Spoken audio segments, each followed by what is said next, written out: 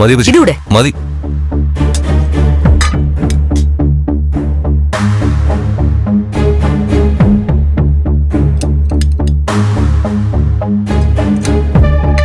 ചിലപ്പോ അവളുടനെ എങ്ങനെ കയറി വന്ന പണി പാളും. അതുകൊണ്ട് പെട്ടെന്ന് കഴിച്ചെഴുന്നേറ്റ് പോണം.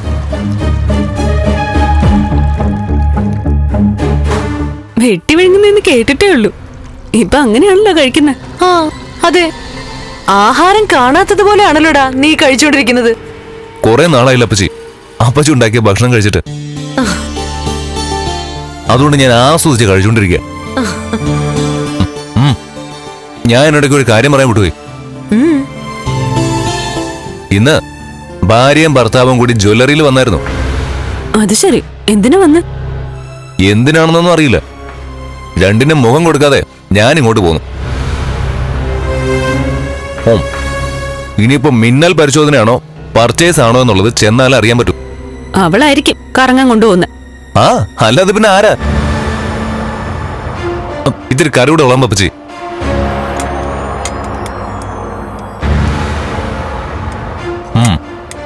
അവള് വന്നപ്പോ ജോലിക്കാരിയെ പറഞ്ഞു വിട്ടത് അപ്പച്ചിക്ക് ജോലിയായല്ലേ?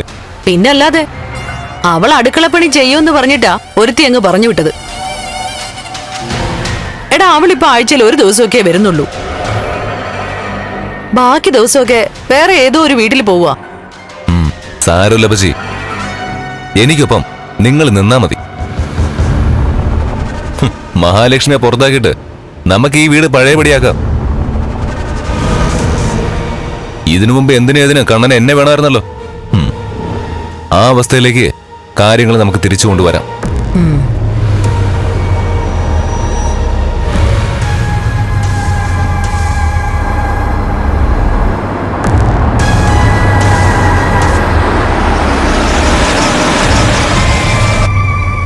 നീ മതിയാക്കിയോ? ഓ, ഒരുപാടായി അപ്പച്ചി.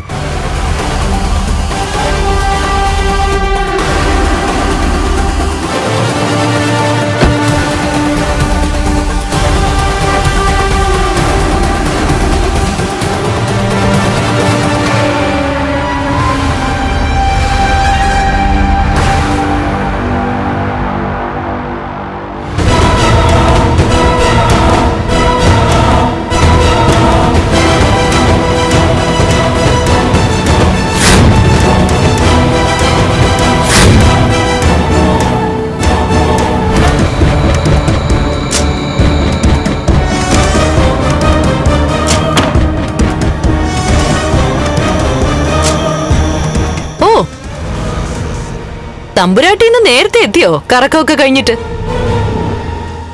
എന്നിട്ട് ഭർത്താവ് എവിടെ? കണ്ണേട്ടൻ ഫൈനാൻസിലേക്ക് പോയി. എന്നോട് ഇങ്ങോട്ട് പോന്നോളാൻ പറഞ്ഞു. ആ, കറങ്ങാൻ പോയിട്ട് നിങ്ങൾക്കിന്ന് വിലപിടിപ്പുള്ള സമ്മാനങ്ങളൊന്നും കിട്ടിയില്ലേ? അതിനുവേണ്ടിയല്ല ഞാൻ പോയത്.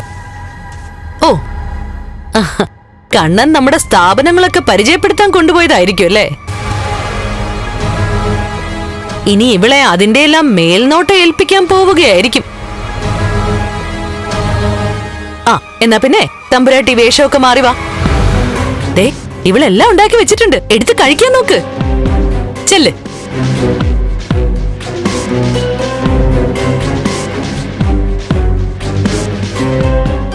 എടി മോളെ, അവളെ അവൻ സ്വർണ്ണക്കടയിലേക്ക് കൂട്ടിക്കൊണ്ടുപോയത് എന്തിനാണെന്ന് അറിയില്ലല്ലോ. അമ്മ പറഞ്ഞത് തന്നെയാ സത്യം. നമ്മുടെ എല്ലാ സ്ഥാപനങ്ങളും അവളെ കാണിച്ചു കൊടുക്കാൻ കൊണ്ടുപോയതാ. അങ്ങേർക്ക് വീൽ ചെയർ വേണമല്ലോ എവിടെയും പോവാൻ. ഇവൾക്കാണെങ്കിൽ കാറിലിരുന്ന് ചുറ്റിയാ മതിയല്ലോ. അതും കൂടെ ആയിക്കഴിഞ്ഞാലേ ഇനി കരുണയെടുത്തി ഉണ്ണിയേട്ടിന് വില വെക്കത്തേയില്ല. ഇപ്പൊ തന്നെ പരാതിയോട് പരാതിയാ. അല്ല, മേഘേട്ടനെവിടെ?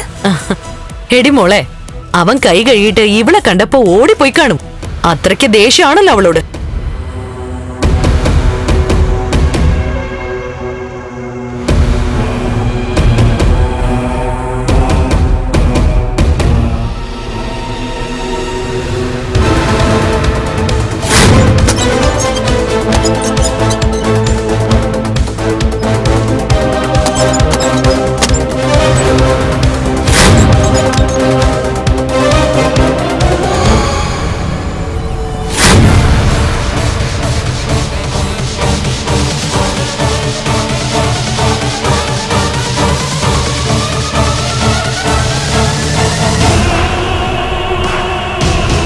ഈശ്വര, ഇന്ന് അവൾ എന്നെ കണ്ടത് തന്നെ.